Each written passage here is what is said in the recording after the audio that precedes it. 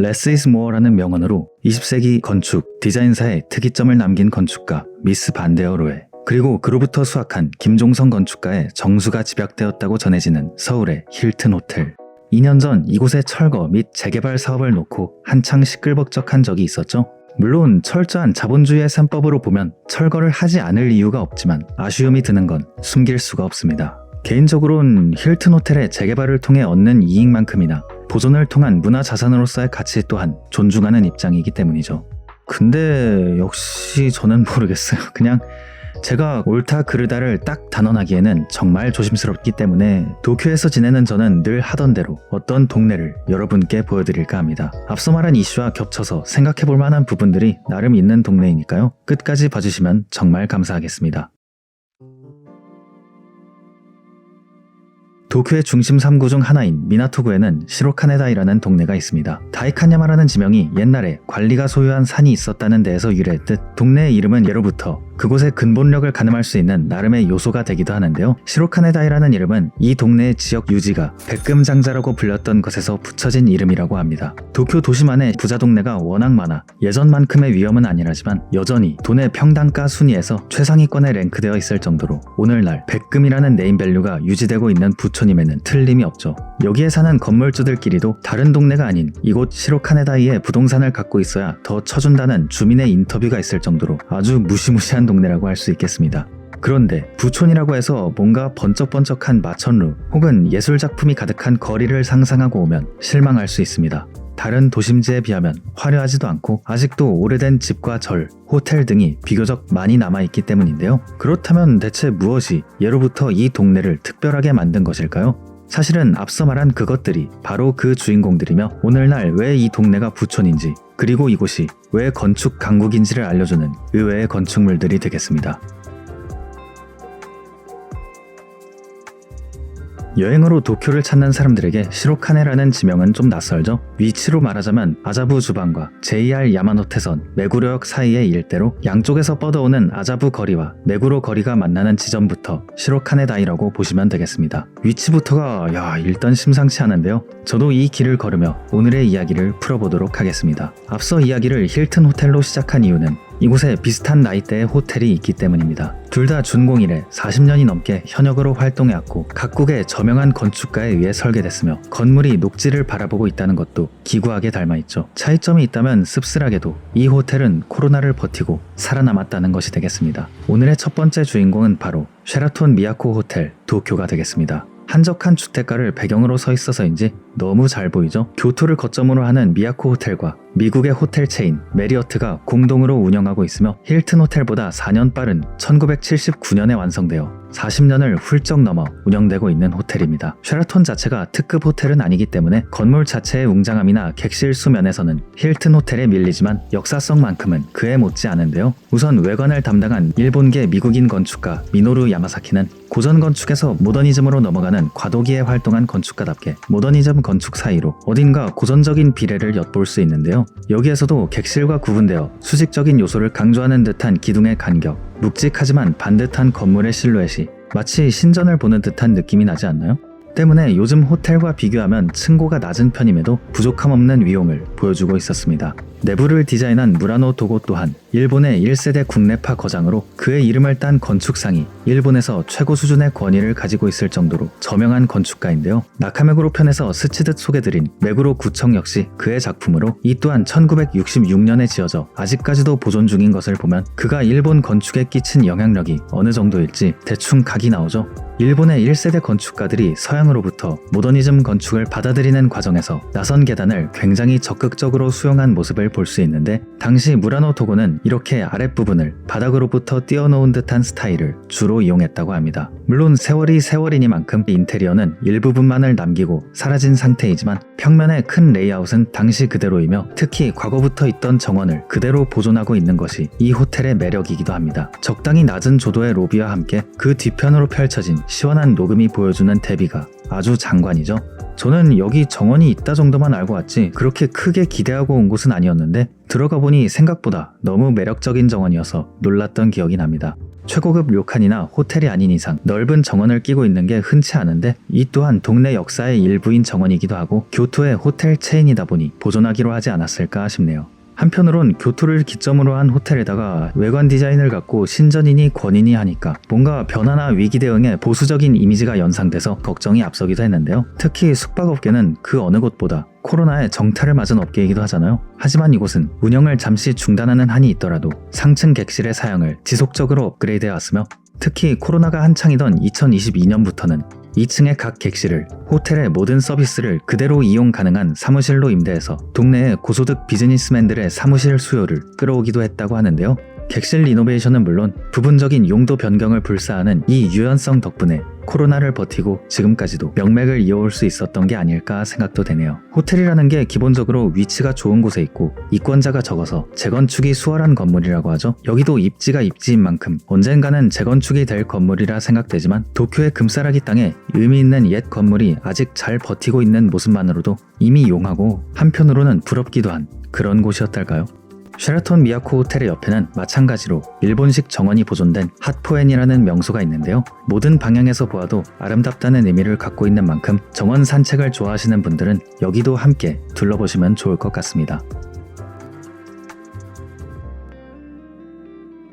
쉐라톤 미야코 호텔과 핫포엔을 빠져나와 직진하면 큰 길이지만 묘하게 조용한 거리가 이어지는데요. 아자부 주반이나 메구로, 시나가와 등 네로라 하는 도심들 사이에 이렇게나 조용하게 위치해 있다는 점이 이 동네의 성격을 나타내주고 있죠. 주택가라서 그런 것도 있지만 과거로부터 전해져 온 역사적 명소들을 고이 보존하고 있기 때문인데요. 다음에 구경할 곳 역시 이와 관련 있는 장소가 되겠습니다.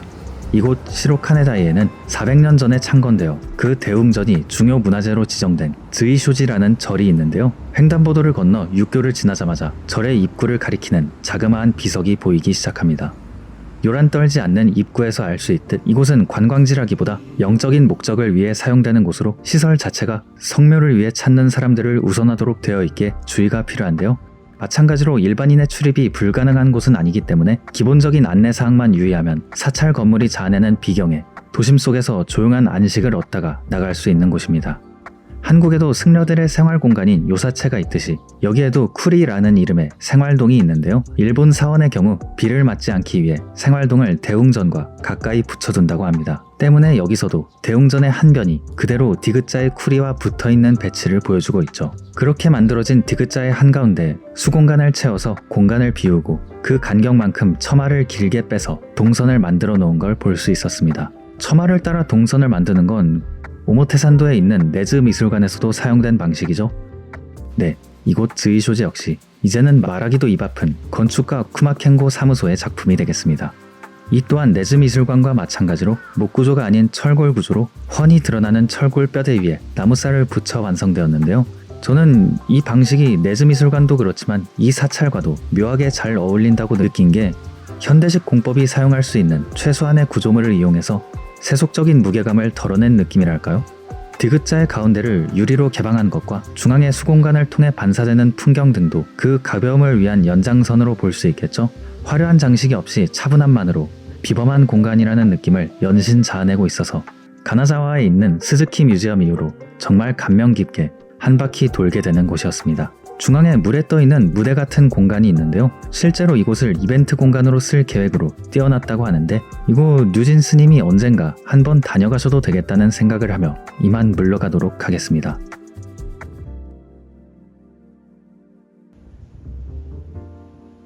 절을 빠져나와 그대로 앞에 놓인 육교를 건너보도록 하겠습니다. 이 육교는 시로카네다이를 가로지르는 메구로 도우리의 깨끗한 정경을 담을 수 있는 곳이기도 합니다. 잠깐 시로카네다이라는 지명에 대해 또 이야기하자면 일반적으로 이런 한자가 들어가 있으면 주변보다 지대가 상대적으로 높다는 뜻인데요. 그러니까 시로카네다이는 시로카네 지역에서도 고도가 보다 높은 곳을 부르는 말이 되겠죠. 때문에 이렇게 오늘 소개할 주요 시설들 역시 모두 이곳 메구로길을 중심으로 한 고지대에 세워져 있는데요. 마침 육교의 너머로 다음 목적지가 보이고 있습니다. 이전에 도쿄대 편을 준비하면서 도쿄대 총장이자 교수이자 건축가였던 우치다 요시카즈라는 인물을 소개드린 적이 있습니다. 특유의 고딕 스타일 건축물로 유명한 분이었죠. 이 근처에도 그의 오래된 건축물을 개수해서 운영 중인 장소가 있는데요. 바로 즈이쇼지의 길 건너에 위치한 미나토 구립 향토 역사관으로 이름에서도 알 수 있듯 미나토구의 역사를 알아볼 수 있는 곳입니다. 옛날에 동네 보건소였던 곳을 겉모습은 그대로 보존하면서 내진 구조를 기준에 맞게 보강하고 사회적 약자의 접근성을 높이는 공사를 거쳐서 2018년에 박물관으로 재탄생시킨 곳이라고 합니다. 개인적으로 베리어 프리로 설치된 슬로프를 통해 진입해서 한쪽 벽면을 쭉 감상하면서 걷다 보면 정문이 나타나는 이 광경이 너무 예뻤는데요. 입구에 도달하면 바로 세월의 흔적이 느껴지면서 이거 공사를 안 한 거 아니야? 싶은 생각마저 들 정도로 진짜 옛날에 만들어진 건물임을 바로 실감할 수 있습니다.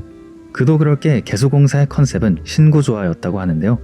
우치다 요시카즈의 스타일이 강하게 남은 공간은 개수를 최소화해서 그대로 보존하고 상대적으로 주목도가 덜한 직원 사무실이나 복도 등의 내진 보강과 베리어 프리 요소를 올인한 것이죠. 그렇다 보니 이전에 달려있던 문짝이나 승강기가 있던 자리, 스위치 등등 쓸모를 잃은 옛 건물의 요소들이 적나라하게 노출되어 있습니다.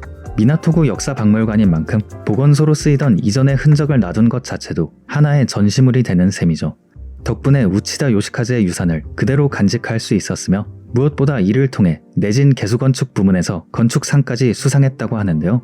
자연재해가 많은 곳이라는 웃지 못할 사연으로 인해 생긴 상이긴 하지만 내진 개수라는 세세한 부분까지 챙겨서 건축가들을 독려하고 건축물의 보존까지 촉진하고 있으니 새삼 건축 강국임을 알 수 있는 아주 좋은 장소라는 생각이 드는 곳이었습니다.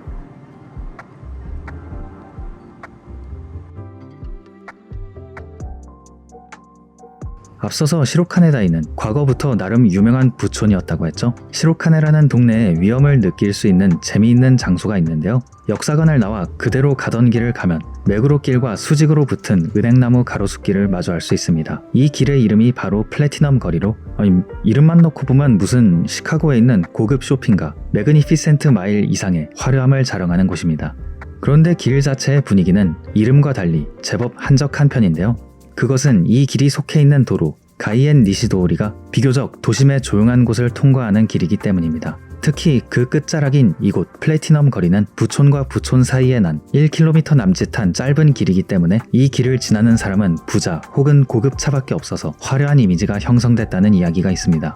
삼거리의 끝자락에는 왼편에 우리에게도 제법 친숙한 돈키호테가 있는데요. 보시면 간판의 색이 어렵쇼? 타 돈키호테와는 선을 아주 엄정하게 긋고 있습니다. 이곳은 전국에 딱 하나 있는 플래티넘 돈키호테로 예전에 파친코가 들어섰다가 주민들의 반발로 망한 이후 그 자리에 이어서 들어서게 된 가게라고 하는데요. 결과는 역시나 이곳 주민들의 극심한 반대가 있었다고 합니다. 때문에 일반적인 돈키호테의 이미지와는 다른 굉장히 시크한 인상을 갖게 되었다고 하는데요. 물론 최고급 와규를 취급하고 있다는 것 말고는 여타 돈키호테와 비교해 크게 다른 점은 없습니다. 이 때문에 일본의 각종 커뮤에선 이 동네는 그저 이름에 백금만 붙이면 괜찮은 거냐? 는 조롱을 받기도 했다고 하네요. 물론 저렴하다는 인식이 짙은 돈키호테가 이 동네에서는 이렇게라도 해야 살아남는구나 싶은 그 사세를 느낄 수 있는 재미있는 곳이었습니다. 돈키호테 삼거리를 지나 메구로역 방면으로 넘어가면 오른편으로 공원이 보이기 시작합니다. 오늘의 마무리가 나타날 차례인데요. 바로 이 동네에서 여행객들에게 가장 유명하다고 할 수 있는 건축물 도쿄도 정원미술관이 되겠습니다. 제가 지금까지 걸어오면서 살펴본 장소들은 유의미한 보존에 일관적인 포커스를 맞춰 설명드렸었죠. 하지만 이번 장소는 그 관점의 차이로 평가가 굉장히 엇갈릴 수 있는 곳이 되겠습니다. 제가 단순히 건축물 구경을 좋아하는 것도 있지만 업계 종사자가 아님에도 이를 영상으로 엮어서 소개드리는 보다 근원적인 이유는 제 경험에 입각하여 좋은 건축물에서 배움을 얻기 위해서 또 그것을 여러분과 공유하기 위해서입니다. 이에는 일반적으로 잘 몰랐던 부분들에 대한 조사가 수반되며 때문에 표면상 드러나지 않는 이면의 이야기를 필연적으로 다뤄야만 하는 주제이기도 합니다. 그래서 이 영상을 보시는 분들은 제대로 알고 감상하시면 더 좋을 것 같다는 생각에 다소 조심스럽게 설명드리려 합니다. 이곳 정원미술관 역시 20세기 초 유럽의 아르데코 양식이 일본으로 전해진 곳으로 근대 건축사적 의미로만 놓고 보면 정말 논란의 여지가 없는 굉장히 아름다운 곳입니다. 하지만 지금 소개하는 이곳은 어쩌면 철거됐었을 수도 있는, 아니 누군가에게는 철거됐어야 할 건물일지도 모릅니다. 왜냐하면 이곳은 1937년에 있었던 아시아판 홀로코스트 난징대학살을 주도한 일본군 장교, 즉 전범의 자택이었기 때문입니다. 그런데 이게 당시에 조용하게 넘어간 이유는 그 장교가 당시 일본 제국의 왕자, 즉 황족이라서 정확히는 당시 미국에 의해 황족 일가에게 면책권이 부여됨에 따라 처벌 수위가 지위 박탈, 추방, 재산 압류 등에 그쳤기 때문인데요. 이 저택 역시 폐망 이후 압류되었고 현재는 이렇게 미술관으로 사용되고 있는 것이죠. 아니, 건물이 살아서 명령한 것도 아니고 그냥 살다 나간 집일 뿐인데 무슨 문제냐 싶을 수 있습니다. 하지만 그렇게 넘겨버리기에 이 건물은 치명적으로 아름답습니다. 앙리 라팽, 르네 랄리크 등 당시 유럽 예술계의 마에스트로들을 모조리 데려와 만든 건물이기 때문인데요. 조경과 어우러져 모든 실내외 장식에 섬세한 디테일들이 새겨졌으며 예술품이 가득해 일본 근대 건축사의 중요한 유산이 되었습니다.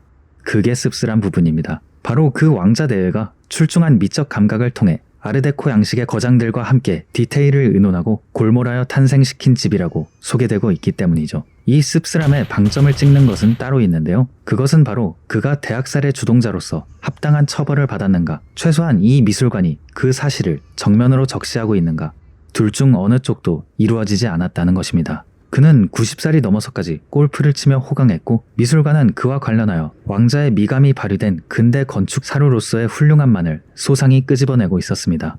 물론 사람한테도 하지 않는 연좌제를 건물에다가 적용할 수는 없는 데다 앞서 말한 건축물로서의 근대사적 가치 덕분에 세계의 여러 관광객들로부터 사랑을 받고 있는 장소라지만 그럼에도 불구하고 그 이면을 알고 나면 사실 드라마처럼 완전히 시원한 결말은 아닌 셈이죠. 그렇다 보니 저 역시도 목구멍에 떨칠 수 없는 고구마를 안고 돌아설 수밖에 없었습니다. 참 그 와중 극악무도한 짓을 일삼는 범죄자가 남다른 미적 감각을 갖고 있는 것은 장르를 막론하고 어제 오늘이 있던 설정이 아니긴 하죠. 그 다 고증인가?